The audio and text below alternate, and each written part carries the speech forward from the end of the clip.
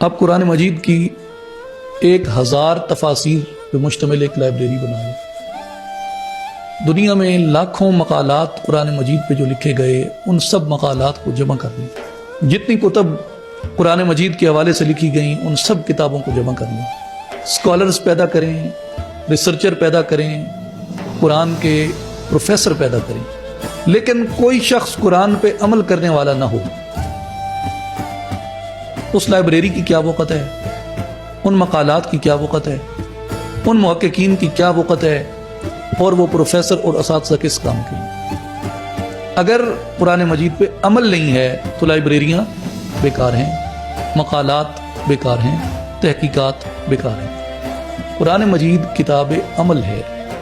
اگر مسلمان کی زندگی میں ریفلیکٹ نہیں ہوتی، مینیفسٹیشن نہیں ہے اس کتاب کی، تو مسلمان نے قرآن سے کوئی استفادہ نہیں کیا۔ جیسے اقبال نے کہا تھا آیاتش ترا کار جزی نیست کہ از یاسین او آساں بمین۔ اب تیرا قرآن سے اسے زیادہ کیا تعلق رہ گیا ہے کہ تم مرنے لگے تیرے سرانے سورہ یاسین کی تلاوت کر دیں تاکہ تیری روح آسانی سے پرواز کرے۔ اس سے بڑھ کے مسلمان کا تعلق نہیں قرآن سے۔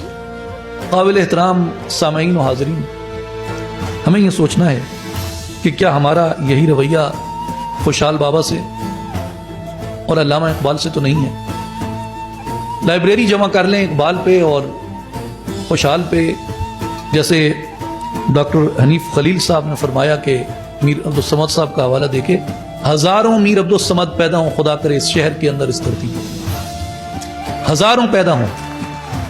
مجھے یقین ہے یہ شہر علمی طور پہ یتیم نہیں ہے، مگر میں دعا کرتا ہوں کہ خدا کرے یہ شہر لاکھوں سال تک علمی طور پہ کبھی یتیم نہ ہو۔ یہاں ہزاروں میر عبدالصمد پیدا ہوں، مگر